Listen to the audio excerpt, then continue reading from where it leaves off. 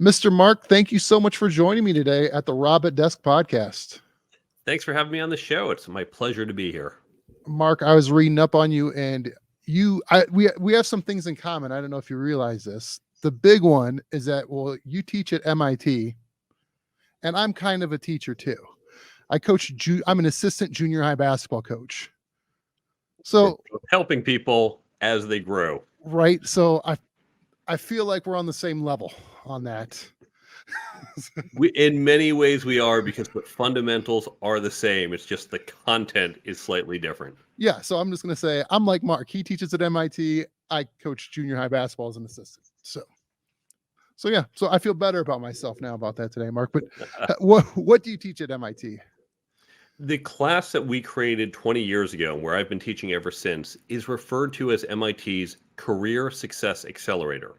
One challenge we found, and I say this as an MIT alum, is that our students, while they had the technical skills, didn't have some of the other key skills: leadership, communication, networking, negotiating.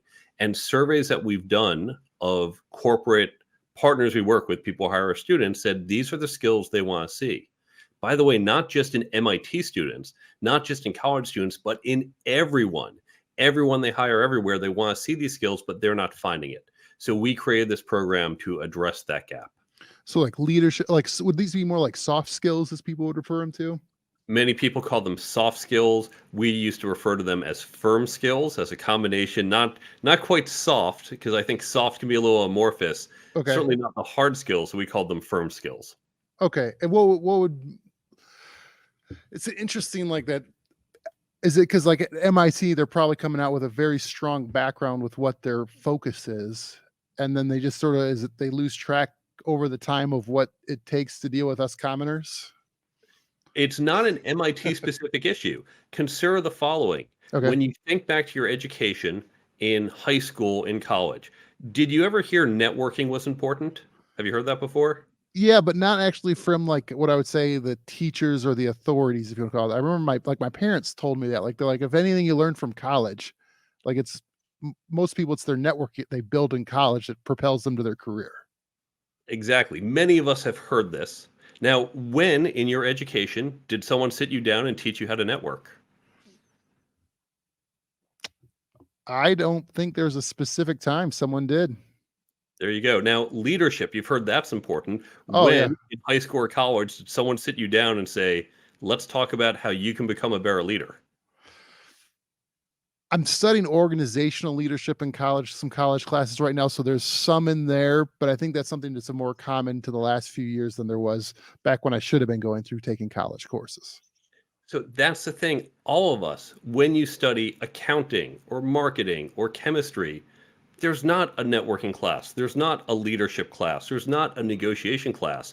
People tell us these skills are important, but they're not actually included in any curriculum, not just at MIT, anywhere. Maybe if you're a business major, you might get some leadership or a few of these, but most of us get none of them. Then how would someone like you then teach negotiating? Because that seems like a very subjective. Like there's all sorts of books on it now today, but like if you're teaching a 21-year-old how to negotiate, to me it sounds like a sales skills too. Negotiating is actually one of the, I'll call it, firmer of these skills because we have clearer models and approaches to doing it as opposed to communication. There's lots of different ways you can communicate. It can mean lots of different things. It might depend on the circumstance. But negotiating, there are standard negotiating theories.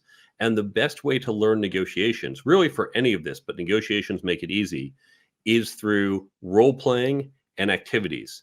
So there are negotiation case studies, and we give the students, we put them in groups of 2 or 3 or 6, depending on the size of it, and we give each one a role sheet.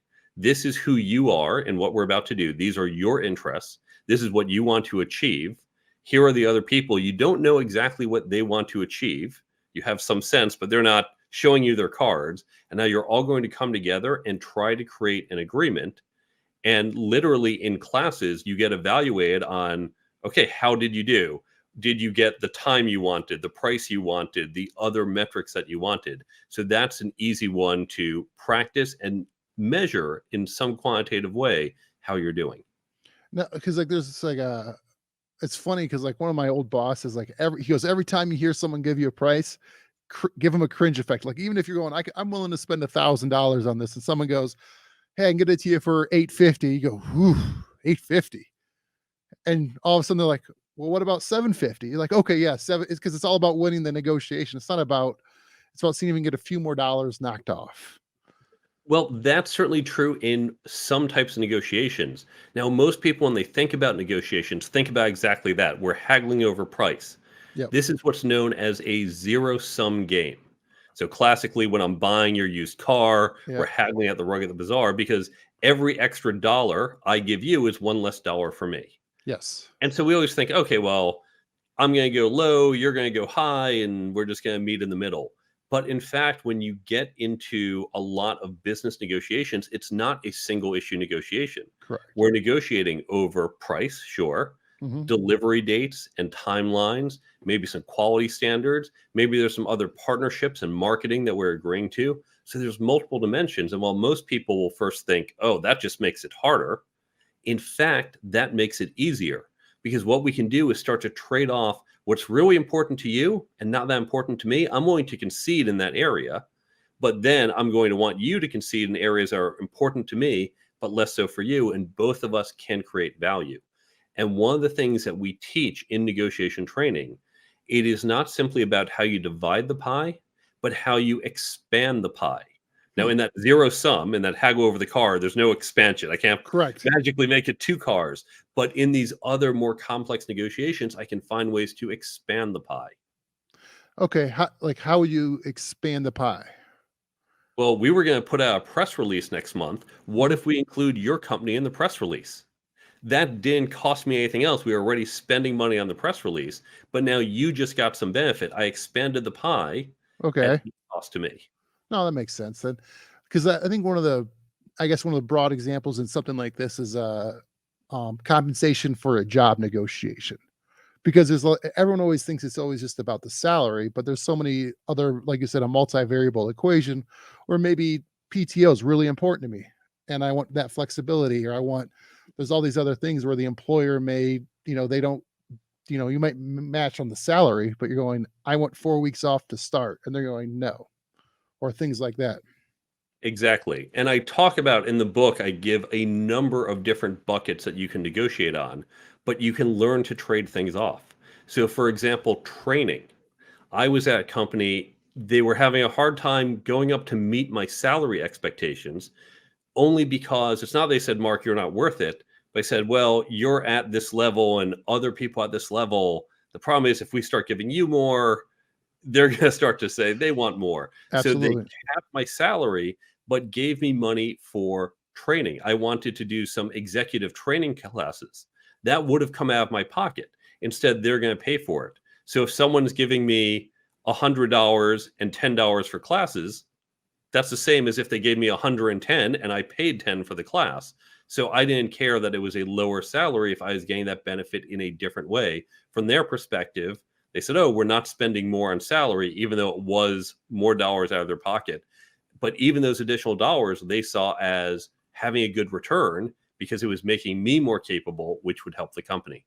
Absolutely. So then are you hearing stories of like students coming back and going, hey, yeah, this really helped me in this situation XYZ? 100%. When I teach at MIT, we do a lot of workshops, some big groups, some small. I literally had a student I was running a small group, and he said, hey, I've got a summer internship with a startup. They're not paying me. They're telling me this is all they can do for money, so they can't do any better on money. What can I do?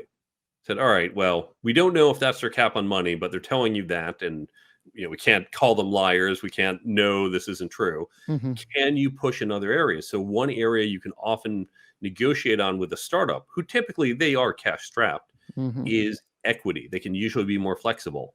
And he came back to me. He had the call during the lunch break. He came back that afternoon and said, they doubled my equity. Yeah, So that, he that got in real time that improvement. that's impressive. That's great for him too, and great for you to see the results in the fruits of your work firsthand right there. That's one of the reasons I love teaching in person. I wrote the book because I can reach more people, and I go on podcasts, I can reach more people. But in person, of course, I can get that feedback. I can see how it changes how people think. I can see that impact and have that interaction. And then what about on the career path? Like one of the issues I've seen, I don't know if you've seen it more with your ad, but the issue of getting past the initial gatekeeper in today's world where someone posts a job, it's a good job, and yet they have hundreds, if not thousands of applicants, and the computer's looking through it first before any person's actually looking through it. So how would you help people, especially on some of these jobs where there's a plethora of candidates and you're trying to find a way to at least talk to a human? That, as you point out, it's been a problem and it's become a worse problem with the automated systems, the ATSs, applicant tracking systems. Yeah. Often they might say, we are looking for someone with experience in this tool. Mhm. And they might name a tool or two, and you happen to use the third one in that category. That's 99% the same, and any rational person would say, oh, good enough. You get it. It's Yeah. just the button's blue instead of red on this one, but you know how to use it. But you didn't match the keyword, and so they're not going to take you. So what we want to do, whether an ATS is used or not, what you want to do is get in touch with the hiring manager, get directly to the person who is making that decision. You still might have to submit your resume through HR, through the ATS, but you want to make sure that the head of that department who's hiring you sees your resume, has your name. And the way you do this, of course, is through your network. Absolutely. Now, I want to get back to the networking thing and how you teach people to do that, but on the resume part with the ATS or the AI looking at things to sort of look for keywords. Now, this is a tip I heard, and I don't know how true it is. It sounds a little far fetched to me, but you're in this world more than I am. Is that on your resume in white print that matches the background, you can hide a ton of keywords in there that the computer will actually pick up on, but the human eye won't see it. So they're going, hey, there's a lot more keywords that can be kind of like the old SEO when you scroll down to the bottom of a web page and there's a million words down there that look like garble, but it's just trying to optimize the website for search. But now you can kind of hide those words in your resume in white print that matches the background. That actually sounds pretty clever. I have not heard that one before. Because I work in technology, there are lots of keywords, there's lots of buzzwords and Oh yeah. acronyms. And unfortunately, I know I need some of those on there. So I literally have a section on my resume called technologies. I don't list under each job, oh, I did this technology or that technology. I might list one or two key ones, but they just have a section it's like a paragraph. It's just lists of technologies I've used. Oh, it'd be And like so there it is. And that's like what it's there for. so it's I like it wouldn't says even like have called it keywords in the past. so it's like Word, Excel, PowerPoint, Salesforce, whatever. It would be things like that. For mine, it's usually software languages and Okay. databases, but exactly. Yeah. Put that on, and you can just say, I think nowadays I call it tools. In my case, I think I call it operating systems, platforms, languages, but you can just say tools and just list comma separated tools. Okay, that looks reasonable on your resume. You're listing the tools you know, and it will get picked up by that keyword search. And you can just stick that off in a section, say right above your education at the bottom or below it. That's just a paragraph of keyword soup. Yeah. No, interesting. So then the networking part, like you talked about, like they really don't teach that. And it seems like some people just have a natural knack for it. And then there's other people that it's like pulling teeth to network, or they almost feel like it's almost inappropriate to network. They'd rather just feel like, hey, I'll rest on my hard work and, let that, if they really want to find me, they'll find me. So here's why you and I are similar in how we teach. I am sure you get some people who are natural basketball players. And then there Absolutely. are others who they're not as coordinated, not as good, or maybe they're good in one thing, but not in the others. Now, what we know is, yes, there are natural networkers, natural basketball players, natural leaders, natural golfers, whatever. There are Mhm. naturals and non-naturals. But just like you can train someone to be a great basketball player, even if they're not a natural, if they put in the time, put in the hard work, understand it, drill, practice, scrimmage, they can get better than those naturals who just say, "Oh yeah, I've got it. I don't need to work at it." One of my favorite things, I had to recruit some football players to play at our school once when I was coaching the high school team. And they're like, but coach, I don't know how to dribble the basketball. I'm like, I only need one guy on the court that knows how to do that. You don't have to do that. You just go keep jumping as high as you can out there. So we can learn to be better at networking, at leading, at negotiation, at any of these skills. There are people who are naturals, but everyone else, including myself, we can work at, learn, and get even better than people who just say, well, this is my level, I'm good, and I'm not going to try and get better. And what are some of those tools that you for helping them to network? Like, how do you get someone to say break the ice for better or worse terms? One of the keys to think about when you're networking is first, it's not about what you are taking. Too many people go with the mindset of, oh, I need a job. Hey, Rob, great to meet you. There's a really fun event. So listen, I need a job. Can you help me out? Like, whoa, slow down. We just met here. Right. You don't walk up to a stranger and say, give me. But when you meet someone and build that relationship, I can ask someone who I've known for years, hey, listen, I'm looking for a job. Can you help me out? We can ask that when the relationship's in place. So we need to think when networking about building that relationship instead of just what can I get. The second thing you want to do is recognize everyone is interesting. We know people like to talk about themselves. So if I go up and I start talking about myself, I might have a good time. You're probably not.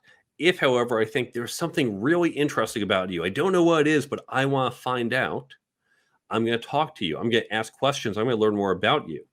You're going to have a great time in that conversation because you're talking about you, and you're going to associate that with me and think, oh, I had a great time talking with Mark. And that's going to want to foster a relationship. And I might learn something along the way. No, absolutely. That's a great way to put it. I heard what was I'm terrible at sourcing information, Mark. So I might be even be quoting you in this. So who knows? Is that like in those conversations, those networking conversations, and one of the worst things people do if you're like, hey, hey Rob, how you doing? I go, hey, I'm just busy. And Mm, it goes, it gives you nowhere to go, like yes. with the conversation. Where I may be busy, I may be really busy, I may have a lot of things going on, but say something you just finished up and something you're excited about doing. And so then you go, hey, I just finished, basketball practice and I'm getting ready to, study, SQL language in the evening. Or, That's exactly right. Think of it like movie previews. Before you watch the big movie, what do? You see a couple previews. And mhm, previews are just showing you a few scenes, a couple clips, a tiny piece of it. And then you say, oh, that one looked interesting. I'm going to follow up. I'm going to watch that movie. mhm. So when you ask me how I'm doing, I might give you 2 or 3 sentences. Keep it very brief. Hey, I just finished up this project and now I'm looking forward to doing this. Oh, and I have a trip coming up. Yeah. That's Leave it there, and then you can follow up. If any of those are interesting, what do you want to follow up with? Instead of my boring you about my trip planning and you're thinking, I don't care about this. Yeah, I don't care about the size of the luggage she doesn't wanna have to carry through the airport. Exactly. So, So give people those previews and let them pick which movie they want to watch. absolutely. And then one of the things you focus on too is like, career planning with your students. Like, how different is that, would you say, from, like, a business plan for yourself compared to, like, a business plan for an organization? Great question. They are really similar. What we tell people is when you are creating your business, you don't just say, well, hey, I think I'm going to start this business. I'm going to cross my fingers and hope it works out. What do? You have a plan. How are you going to make it work out? The mistake people make with their careers is they think, well, hey, I want to be a vice president in 10 years. I'm just going to cross my fingers and hope it works out. That is not a plan. You want to have the plan to get to there, to be there in 10 years. Where do you need to be in 7 years, in 3 years, in 1 year? If, for example, you're going to be managing a team of 100 people, no one's going to say, well, I see you've never managed before, but let me put you in charge of 100. They'll want to see, okay, you've led 50, 60 people. Before you can do that, they'll want to see maybe you've led 20 people. Before you can do that, have you led 5 people? So you know that there are checkpoints along the way. It might be a job title, it might be a responsibility or an accomplishment. So we want to backtrack out what are those steps along the way. Now, here's the thing, just like our business plan, it's never going to work out exactly as we have it planned. And that's okay. Mhm. Eisenhower famously said, plans are worthless, but planning is everything. So it's the act of planning that's going to help you understand it. And then as you go, adjust your plan because it will constantly change. Yeah, was it like Mike Tyson that said everyone's got a plan till they get punched in the nose? That's exactly right. So yeah, there's all sorts of versions of it. They are all correct. Yeah. So then, with your experience with like helping people with career planning, clearly you're dealing with people more like at MIT, but you've helped a lot of other people out as well. In the world that we're kind of changing into, like how much value do people go? You talked about like what projects people have done. How much more weight are organizations putting on? And hey, Mark, you've accomplished this great project, but you may not have the degree that we're looking for, or even have a degree. What's the scale of that moving towards? Like, does everyone go, hey, we need the degree first before we give you a project, or we look at the projects you have done? Like, where's that kind of land? It will vary a bit by industry.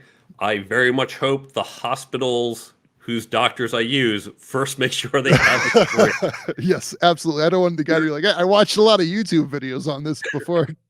Yeah, TikTok. Okay, I see how to remove the appendix. Yep. So we know in certain fields, in science, medicine, law, accounting, regulated fields, in fields where there's a lot of, for example, safety and process, Mhm. working at, for example, a nuclear facility, they usually want to see that experience. These are risk adverse fields.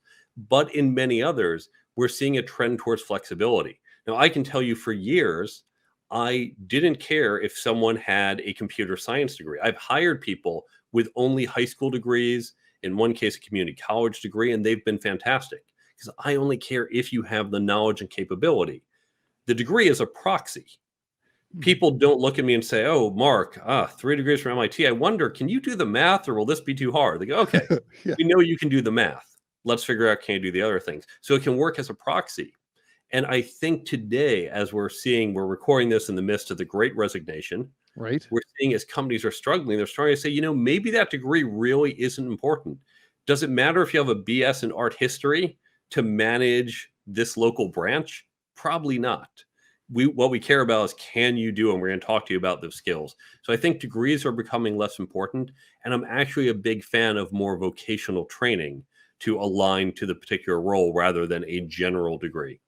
Oh, that makes sense. What would you tell someone who's like has like an expertise, has gotten a lot of qualifications, like say maybe even a pilot or something like that, but maybe never got the degree, but now is trying to break into a fields or even more of a, if you want to call it for better or worse terms, like a white collar industry, but like he clearly knows how to do process and procedure and as a pilot, but you don't need a 4-year degree to fly a plane.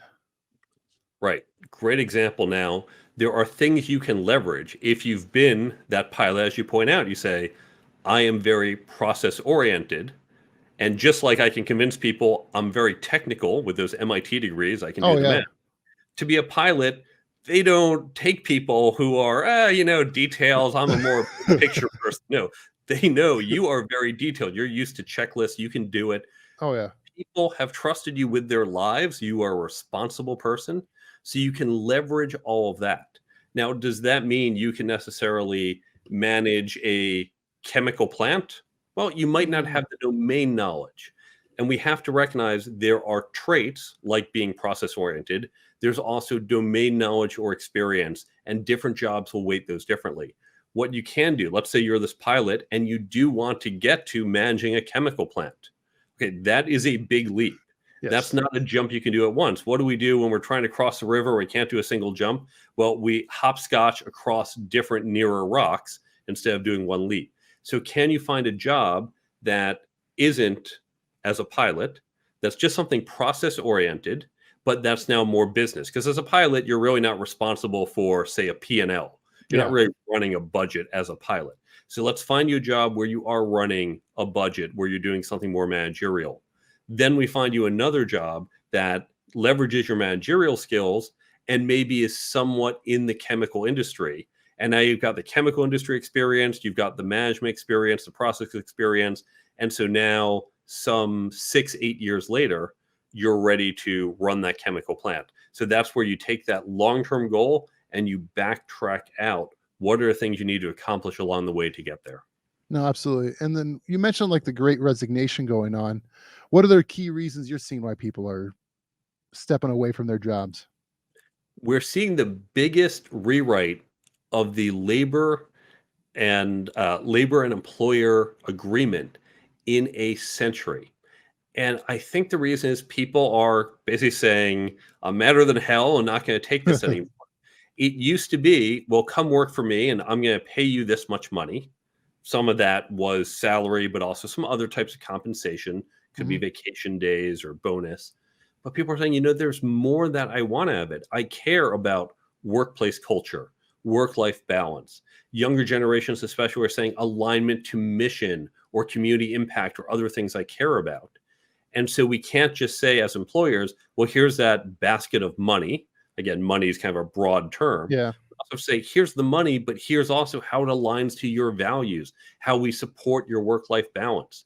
We saw a lot of people when there was stress, beginning, of course, in spring of 2020.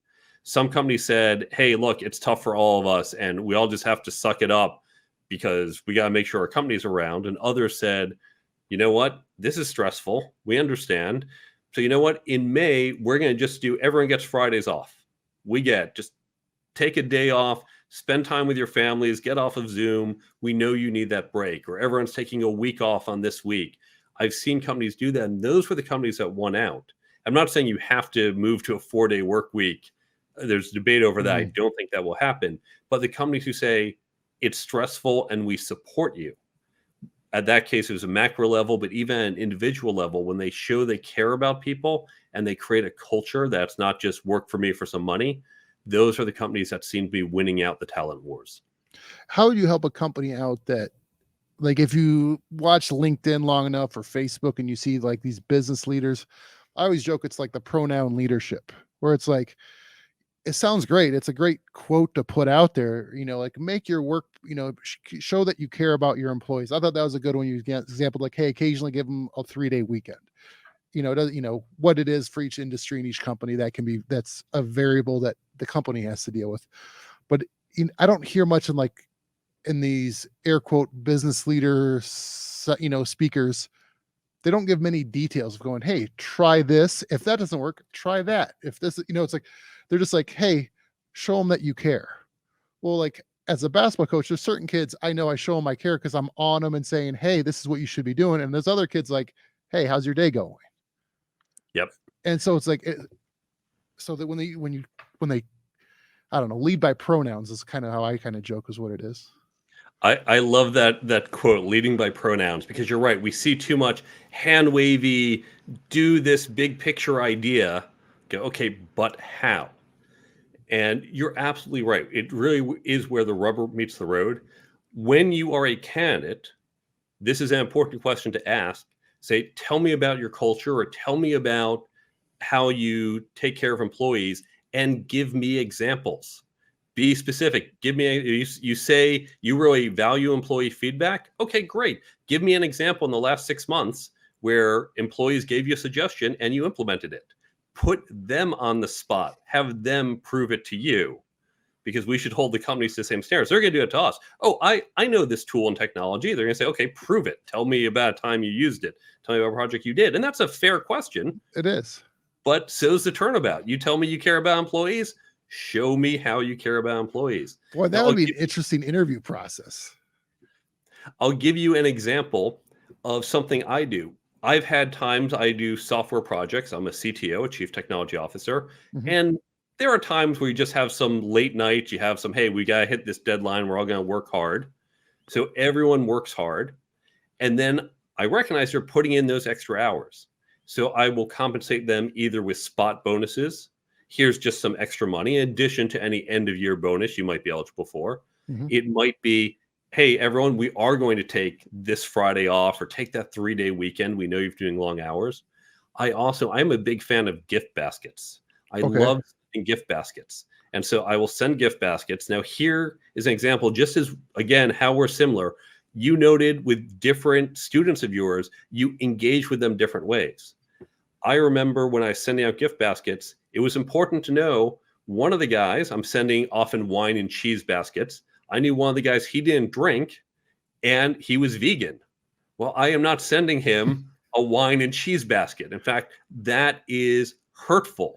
There's a book called Punished by Rewards when you're sending the wrong incentives, right? I'd be saying Yeah. to him, thanks for all your hard work. I know nothing about you. Here's something you don't want. I just That's gave you something you can regift. yeah. In fact, he when he saw me on Monday, he said, "Thank you so much. You have no idea how great this was because we had another guest with us. In fact, I think he was only vegetarian and his guest was vegan. But I sent the vegan gift basket just to be safe. He said it was wonderful. We had all these great vegan snacks when she was visiting us. With someone else, I knew he was married. So the gift basket I sent wasn't just to him, it was to him and his wife, thanking him for his time, thanking his wife for letting him spend some extra time with us away from her because she paid some price as well. And it's those little things, that recognition that really does matter to employees. No, absolutely. That's a great idea with those gift baskets, and then knowing it's like, and it shows them, like you said, your team. You've in the small talk in life, you've listened to them when they go, "Hey, yeah, this is I'm vegan, or I focus on this and that." No, that's a Absolutely. no, that's awesome. So then I want to go back to another topic that we talked about negotiating with, and then the negotiating salaries. Like we mentioned it with the intern and how he did that, but do you find that there's like a lot of times I find people are, I'll put out there, just agreeable when they want the job more than they realize, like they might have left thousands of dollars on the table because they were just agreeable. They didn't want to fight. They didn't want to start their new job by pushing back a little bit. Very true. They either just said, okay, close enough, or they're agreeable, they don't want to rock the boat, or they're a little not comfortable negotiating. So let me give you some motivation for why you should learn to negotiate. Mhm. Imagine if you are 30 years old and you have a job offer for, let's say, $60,000. Okay. Instead of simply taking the job as it is, and you feel 60, that's a pretty good salary for this job and your experience. But instead of taking the job as it is, you go and negotiate. You've read my book or a different book or taken an online class, however you've done it. That's going to take you, my chapter will take you an hour to read. Okay. Another book, maybe a couple hours. So you negotiate. That's going to take you 5 or 10 minutes. You negotiate and you get yourself $61,000. Now it seems like a small amount. Certainly, we usually think about getting 5, 10,000 more, but you just get $1,000 more. We imagine that's quite doable. Mhm. If you do nothing else in your career, if you sit in this job for the next 30 years, in those 5 minutes of negotiations, you've got yourself $1,000 more for 30 years. You just got yourself $30,000. But of course, you're not going to be in that job for 30 years. You're going to have raises and promotions and other jobs, and you're probably going to negotiate those too and get more than $1,000. If you learn to negotiate, you can add tens of thousands, even hundreds of thousands of dollars to your lifetime earnings. And we're just talking about salary and compensation. When you're buying or selling a house, a car, when you negotiate with coworkers, there's no money on the table, but creating better outcomes. The returns of learning to negotiate are massive, and it only takes a couple hours just to get started. No, absolutely. I think that's one thing in life. I mean, I just said, you have those few friends, like they feel like it's almost dirty to negotiate. And it's one thing if you're trying to just like, you walk into the burger place, like, oh, I only pay $4 for this burger instead of 5. That's, the price is the price at certain places. But I mean, Even then, almost everything's negotiable. If you walk into the burger place, even if it's one of these big chains, and you yeah. say, listen, I need to order 200 burgers, what kind of volume discount can you give me? Now, the cashier might not be able to do it. The manager's going to say, yeah, 200 burgers. Okay, we Oh yeah. can we can work something out. So even when the price is fixed, still Can be I, negotiable. can I use those 200 burgers over about 2-3 years? Yeah, that might be a little challenging. You guys will be my premium lunch destination if you guys can give me a discount. They're like, use the rewards plan. So, Mark, it has been great talking to you. You have your book, The Career Toolkit, and we've talked a lot about how, some of the tools people can get out of it. What is there anything we missed that you want to highlight that they could, if they picked it up, what they could find out of it?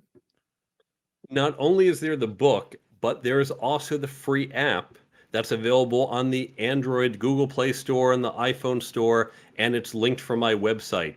And the free app contains a lot of the great tips in the book, And what it does is it pops up every day, one of the reminders. Because when you read a book like mine or any other, you say, okay, great advice. There's a lot of good, actionable advice in my book, but you forget it very quickly. Yeah. And I want to make sure you remember it and use it. So when you download the app, as you're reading the book, you'll get those tips each and every day. So it stays top of mind. You don't even need to open the app. Just open it once every 30 days so we know you're active and we're not annoying you. But it's just going to pop up that little notification. You look at it, go, oh, right, good tip, swipe it away. Or let's say you're about to go into negotiation. Instead of rereading the chapter, you open up the app, you go to all those negotiation tips, you flip through them and get that crash course refresher. So that's available as well. And there's a whole bunch of other great resources on the resources page, free downloads, links to other tools online. So all of this you can get on the website, thecareertoolkitbook.com. Excellent. I'll put a link in the description for you. And then I got to ask another question is with all your math at MIT, have you ever coached sports and implemented the math into it? I have coached sports. I was a competitive ballroom dancer. Okay. And at times coached the MIT, the BU, and the Northeastern ballroom dance teams. Oh, wow. Like, so like how come, like I've never met someone that was a competitive ballroom dancer. I went to national championships for, I think, 6 or 7 years in a row. Like, and that's gotta be tough because it's subjective versus like, hey, I scored 2 points, you scored, 3 points, you won. Like, how's that graded? It's called the skating system, although it's different than how figure skating is done now. During the early rounds, you have multiple couples on the floor, and each judge will put down marks. They just mark if there's, let's say, 50 couples on the floor, each judge is supposed to put down 25 marks, call back about half the people. And what they do, you might have 5 judges, and then they'll just tally up all the marks, how many marks you got from each judge. So some have 5, 4, 3, 2, 1. And they'll find the break point, whether it's 3 marks or 2 marks, that's the cutoff. And some number of people, might not be exactly 25, get called back to the next round. So they do this round after round, cutting in half each time, until you get to roughly the final 6 people. And then the judges mark each of them 1 to 6. I can tell you at the top ballroom competitions in the world, so at Blackpool, and that is number 1, that is the big competition. When they do it, the judges, instead of writing it down on sheets and then there's a person called the comptroller who adds it up. Mm-hmm. They just hold up, they do a little flip card and they hold up the ranking. And you will see a row of 15 judges. And when they hold something up, the number 3 person gets a 12, 13 threes and maybe a 4 and maybe a 2. But there is such amazing consistency. So even though it's subjective, there are some very clear guidelines and it's usually very consistent. It's interesting, like, because my wife and I we were watching the Australian Open and just with who's better, like there's usually a clear definition of who's the best at something, or at least the top tier groups. And like Nadal it was the semifinals. I forget the guy he was playing. I think it was an Italian guy. I forget. But like he was basically playing with them it took him 4 sets. He had one bad set and then he beat him. But like, here's this guy who's a top 10 player who's struggling to play with a top 3 place player in the world. And there's just a clear defining line. Like he's clearly better. Yeah, you can often see that. Maybe occasionally you get some couples. I've heard about cases like this where you have couples who are just really close neck and neck. So that can happen. But over the larger field, it's not like, oh, there's 20 couples and someone thinks this couple and that couple and there's 20 opinions. Yeah. No, it's very consistent. That's amazing. It shows you what an expert eye on something can, it's interesting in that. So I've never, outside of seeing in a few plots of movies, ballroom dancing's not been something I've seen much before, but that's great. So all right, Mark, yeah. Before I let you go, is there anything else you want to touch? I think we got through everything. We talked about the book, the app, the website, the careertoolkitbook.com. And we'll simply say these skills, much like basketball, these are not one and done. You don't say, hey, I went to a basketball clinic for an afternoon, done with basketball. I know everything I need to know. You have to keep practicing, keep training. Oh, yeah. When it comes to these, whether you read my book, take a class, read another book, Great. Now keep practicing, keep training, read another book, take another class. It is about continually learning and improving. And like basketball, it's best done by doing. Absolutely. No, couldn't say it better. Mark, I appreciate the time. Thank you so much. Thanks for having me on the show.